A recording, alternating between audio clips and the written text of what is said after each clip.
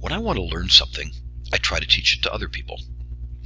I made an online course called An Instructional Design for Dying because I wanted to do what Plato said to do: prepare for the end.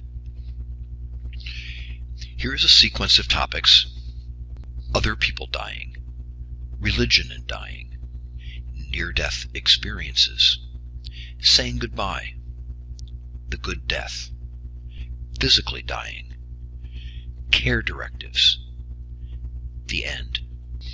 It's not definitive, and also the topics aren't mutually exclusive. They kind of overlap and squish into each other. The sequence is just to create a certain progression, a narrative flow, and an overall direction of increasing intimacy, and thus challenge. From other people dying to the end, each topic is meant to help move toward deeper preparation and, if people choose, mastery. These become the centering topics and source of problems to focus on, with a whole surrounding set of material and activities. The basic design is to make sure that the four first principles: activation, demonstration, application, and reflection, are represented for all 8 topics.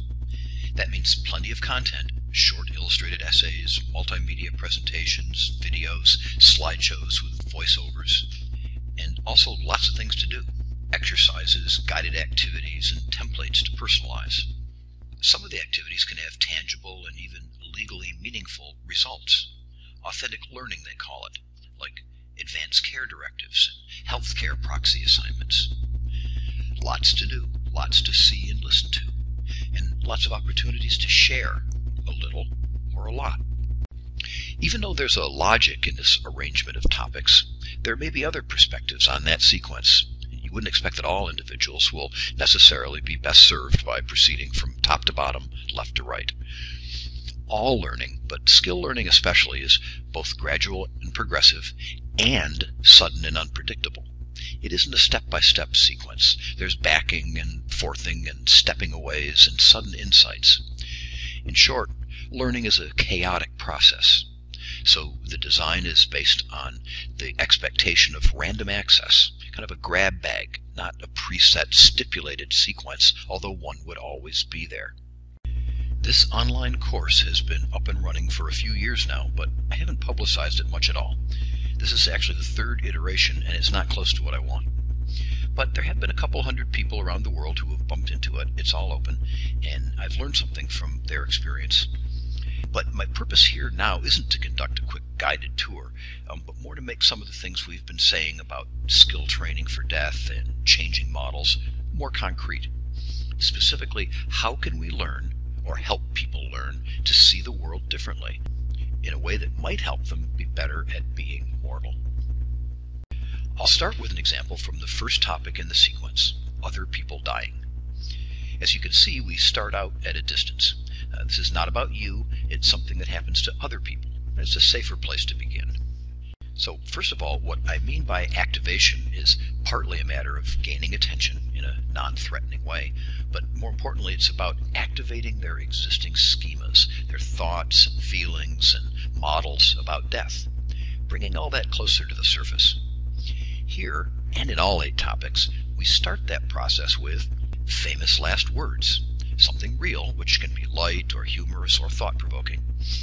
We'll start that process of activation. Just to give you a couple here, I love Louis XIV. Why are you weeping? Did you imagine that I was immortal? Or Lady Astor's too. She was the first woman to sit in Parliament. When she woke up and found her whole family there, she said, "Am I dying, or is this my birthday?" So, the beginning of activation, we'll call it. Now, going a little deeper here, the essence, even the poetry of other people dying, is most powerfully embodied in obituaries. There is quite a bit more to do and learn about in this section, but for now let's just focus on the obituary track. Still in an activation mode, here's a brief piece in pictures and text about the history of obituaries, which is pretty interesting and says a lot about whose death mattered and how much in earlier and modern times. As you can probably guess, we'll be having people write obituaries soon, but first come samples, the demonstration part. And most importantly, when it gets to be time to try one on their own, not of themselves, not your own obituary right off the bat, not their mother or father probably, maybe an aunt or uncle. Well, we give them a tool to help them. Don't make anyone start with an empty screen. This is the scaffolding part, taking a whole set of questions and parameters off the table and away from their concerns, thus reducing ambiguity and maybe, just maybe, making it possible to explore and give something new a try. I made what I call an obituary assistant. First, so people don't get bogged down in collecting facts, because facts are relevant in an obituary, but they're not the point of this exercise. The key, though, is what I think of as an epitome phrase, something typical and characteristic, something specific. One thing about Uncle Bill was, or Aunt Helen was the kind of person who. You can't capture everything. Don't worry about that. It's not the point. Just something typical, something characteristic of him or her. This is still not easy, so we give examples that might also be specific prompts. A highlight, like someone once bowled a perfect 300 game. Something about a career. The person ran their own computer business. An accomplishment, visiting over 60 countries on world travels. Stuff like that.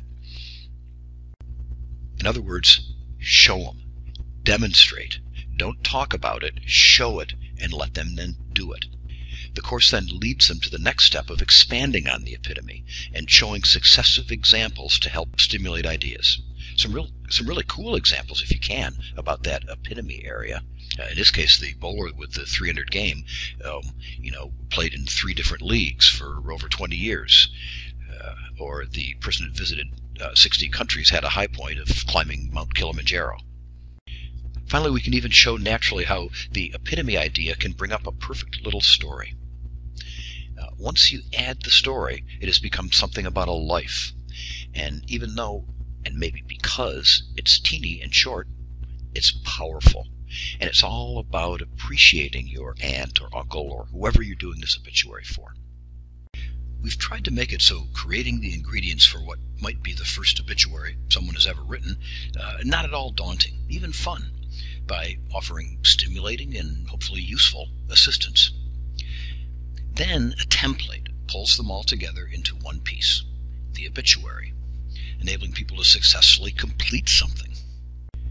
By this time, they've already seen examples of the completed work that theirs will look like. So all these parts were to make it a low-risk move to try this. But now their risk tolerance muscles are a little bit stronger because they did it.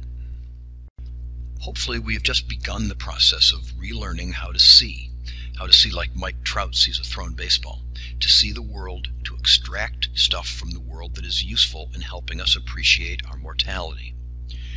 We looked at the most powerful expression of other people dying, the obituary, and saw it as a celebration of life, not as a scary reminder of death. The life of someone meaningful to you. So the whole experience touches emotions and cognitive channels and creates a complete package to be remembered and built on. Obituaries are part of the real world. Actually, they were once the second most popular item in what was a pretty important media format, that thing called newspapers. So they are part of the environment that we're all in. And if we learn how to see just that little part of the world, can help us hold death, hold the thought of death, and appreciate life. That's what I mean. It just keeps going, just this track.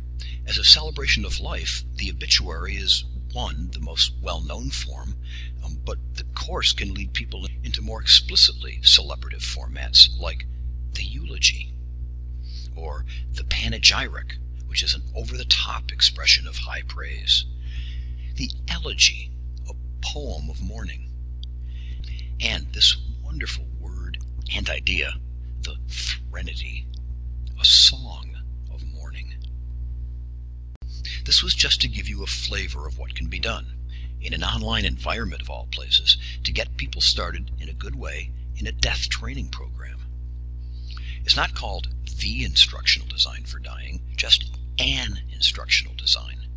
This approach and these ideas can be implemented in an infinite number of ways with an infinite amount of content and activities.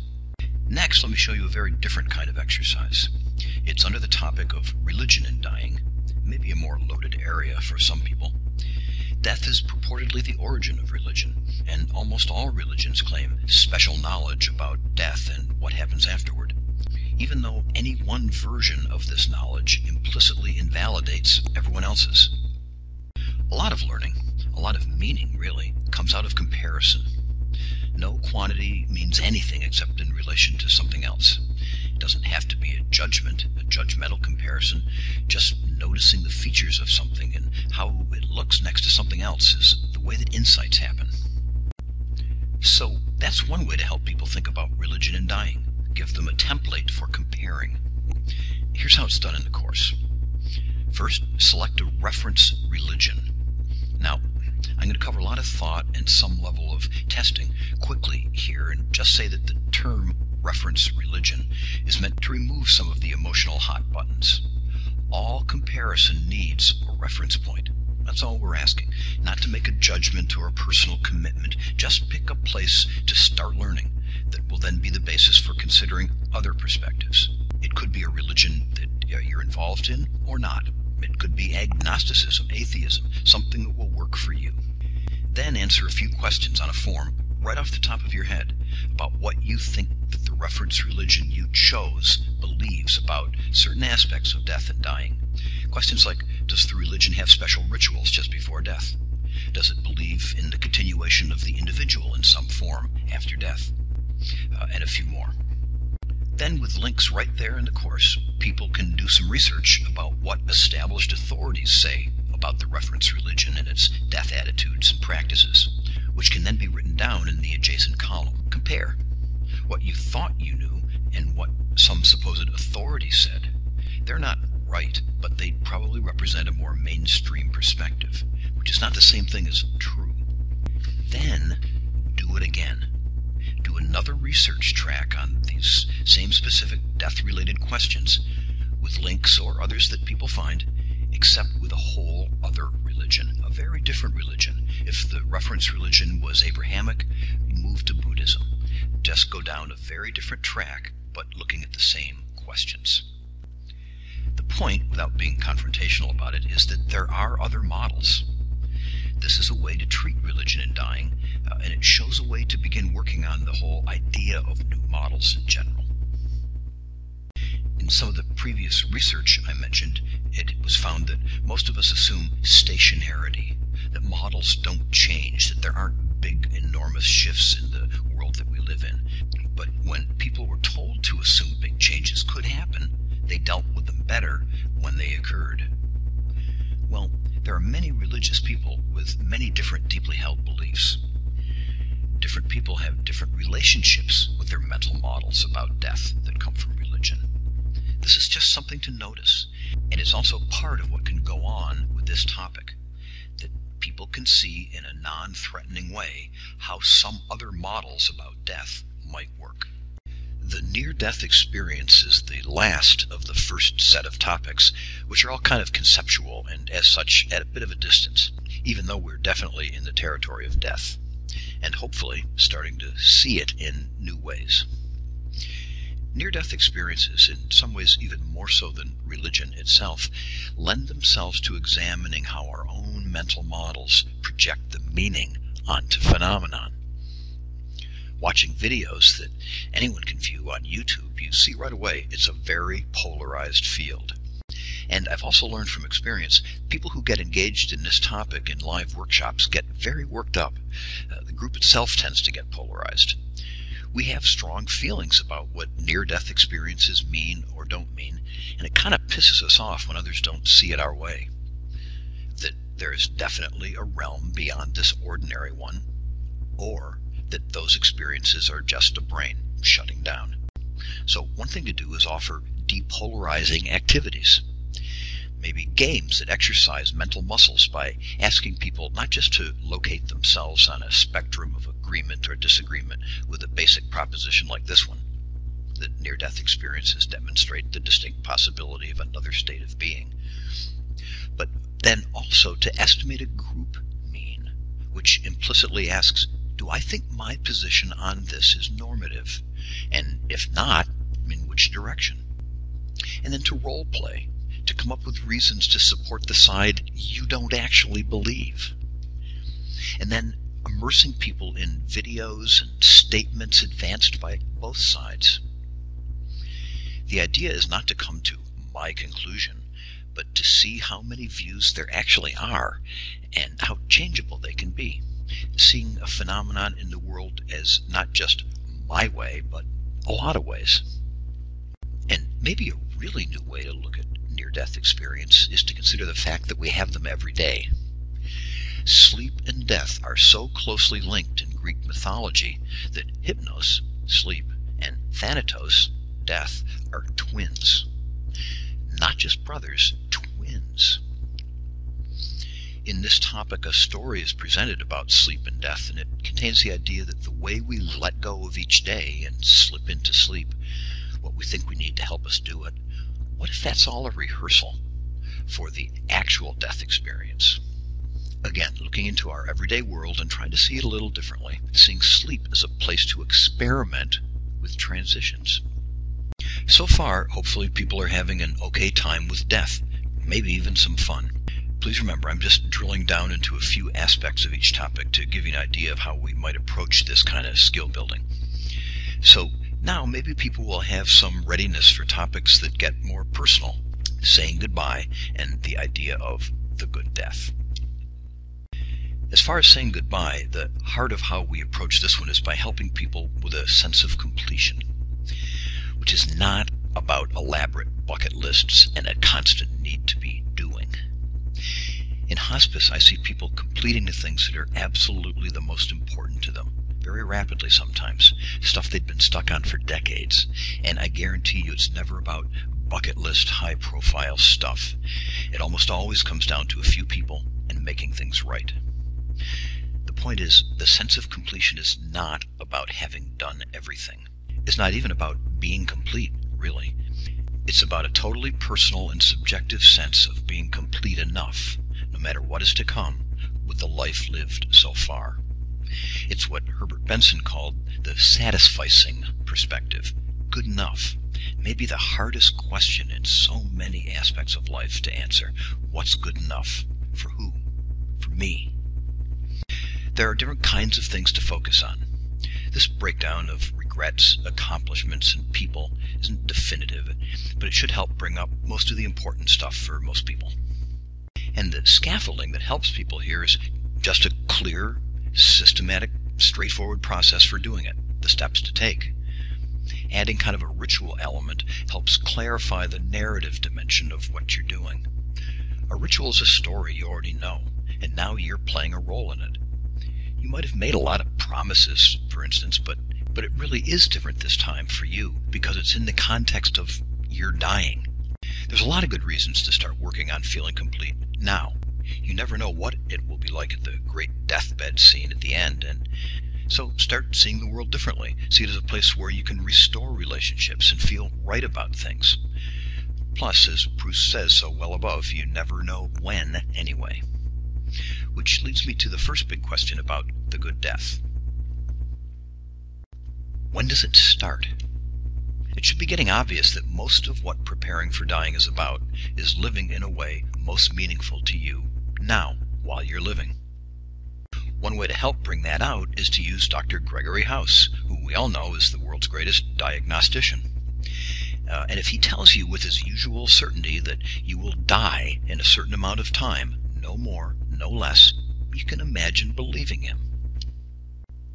And the idea is to ask, if you knew this, what, if anything, would you change about what you're doing with your regular old life if you really believed you had, according to Dr. House, 1 year? People get very engaged in this. The things they bring up are often at this point about travel and exciting things. Oops. House is a genius, but he's actually a very fallible genius, and he makes tons of mistakes. In fact, he makes wrong diagnoses every show. That's why it takes an hour. What he actually meant was 1 month. Would you change anything big now? Here, for most people, the focus tends to be friends. I'd get all my friends together and tell them what I like about them. People say things like that. And family. So, bringing death closer is really just a way of focusing on what you value most in life. Bringing death closer helps what we value most in life stand out clearly. Of course, it's always possible you're like Isaac Asimov, who said, "If my doctor told me I had 6 minutes to live, I wouldn't brood. I'd type a little faster."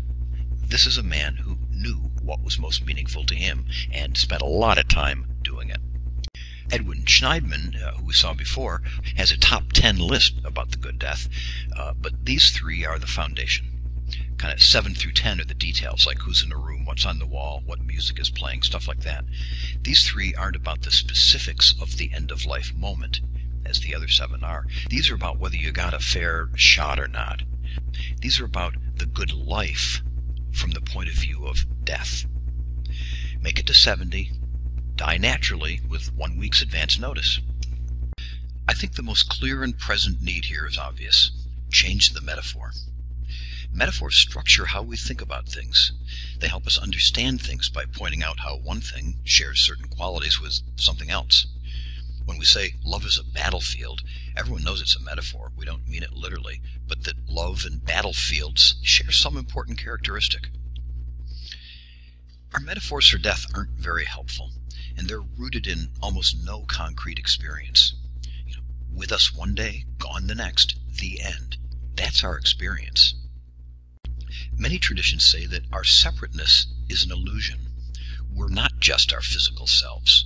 We are all connected to something greater.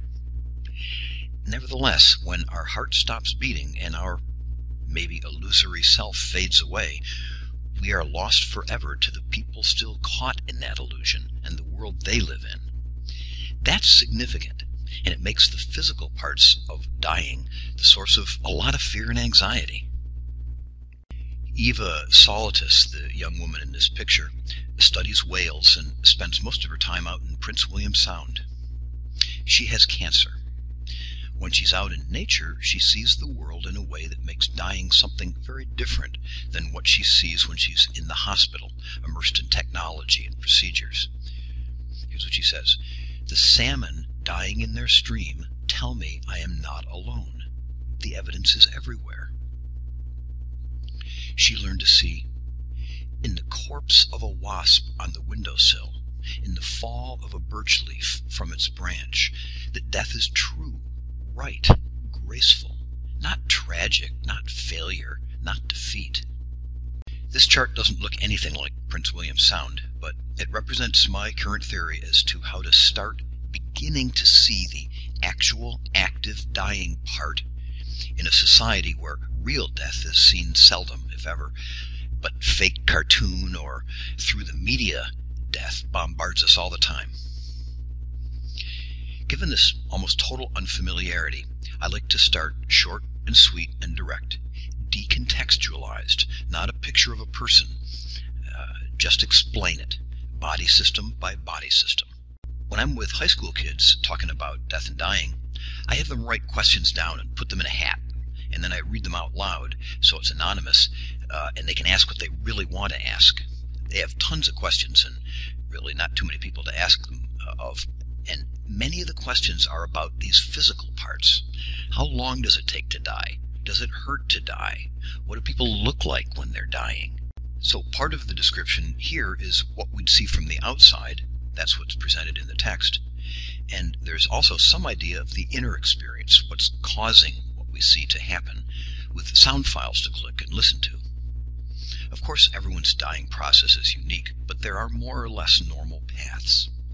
The knowledge and awareness is a form of mental preparation. It might help alleviate anxiety before and during the dying process. All this information about body's systems during the final phases is presented not to make biology the focus, but to actually help it be not so much the focus, to get a little familiar with it, which might help in coming to peace with it. Dr. Sheldon Newland felt that way too. Even more, he felt that stripping away all the platitudes and polite lies about dying is absolutely the best way to prepare.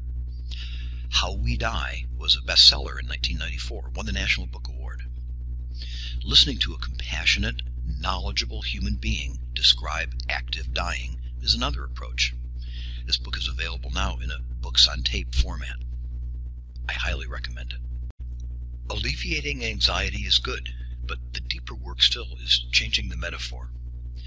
Dying isn't like living. It's not some extreme version of the ongoing balancing act that's fundamental to life. Dying is a different state. Physiologically, it's a transitional state. It's more like being born than like living. For me, the metaphor is death as transition, not death as the end. You can see here how James Joyce put it, or had his protagonist Leopold Bloom put it, a parenthesis of infinitesimal brevitude.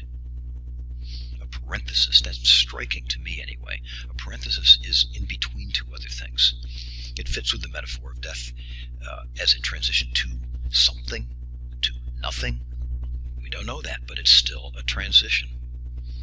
And the point is, we know transitions. We know they're tough, but we can deal with them, especially with a little help from our friends. We also know we can do them better with some preparation. The last topic we'll talk about right now is care directives. This, in the online course, is the do something real part, the authentic learning. In some ways, everything is built to this. Most advice is like, quick, get your directive done, check off some boxes, then it's over with. My idea is kind of the opposite, more like get to the directive after a long program of personal exploring. Plus, it's never done. It's ongoing. The way you feel about dying changes. But anyway, here's the thing. You get all that stuff worked out, and you put it in your care directive, and you'll feel better. You should. It'll reduce anxiety for most people just doing the form. But it won't do much in the real world. At the institutional, hospital level, advanced care directives are not effective. They tend to be imprecise. They don't address questions clearly and succinctly. So, for these and other reasons, they're usually ignored.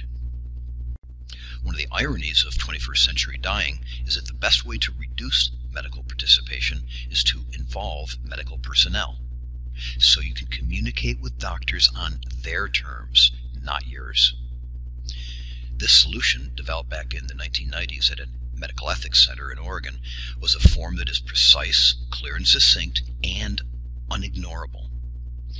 Physicians pay most attention to orders from other physicians because they speak the same language. If those orders meet the relevant state laws where a physician is practicing, they have to be followed. The form is simple. Anyone who has already completed an advanced care directive has thought about the questions and will find the post straightforward. The difference is the advanced care directive is a wish list from you, while the post is a doctor's orders. Okay, that's part one about directives. 5 wishes and other traditional care directives have their primary value in getting people to undertake a personal process.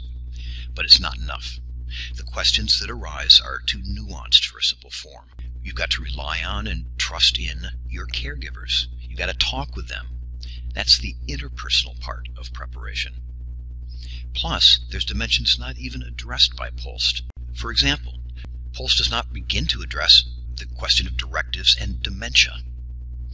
The numbers are growing. They say that 1 in 6 of the baby boomer generation will live at least several years in advanced forms of Alzheimer's or other dementias. So this again gets into the sticky waters of economic costs and savings versus life extension. How would you do this in terms of directives? Dr. Stanley Terman has developed one way. He's probably the leader in this area right now. He's designed a set of cards that describe functional capabilities in real specific behavioral terms. You look at the card, you decide, if you're that way, would you continue to be treated and fed, or would you begin what he calls natural dying, which means no assistance is provided in eating or drinking. Here's an example of a card. When I see people in my close family or see my best friends, I do not know who they are.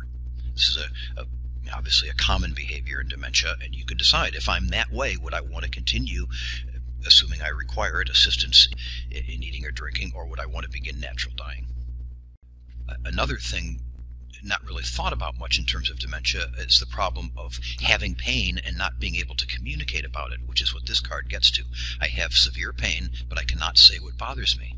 Doctors don't see my pain. They don't treat my pain. I think this last one starts to really get into the serious issues of Alzheimer's. So I do not hurt myself or others. I need to be tied down to my bed or be given a lot of medicine. Otherwise, I might get angry and hit people, even if they're nice to me. What would you want to do then? Which you is you? Can the competent you now determine these end-of-life questions for the Alzheimer's you? That's where we're going to leave the discussion of directives for the moment. As you see, it gets not only religious and spiritual, psychological, but downright ontological. And I will then just summarize at this point to say I have tried to talk along 3 tracks of preparation for dying: a personal dimension that involves a sense of completeness, an interpersonal dimension that involves communicating with caregivers, and then finally a societal or legal dimension that involves transmitting instructions in a way that they have the best chance of being followed.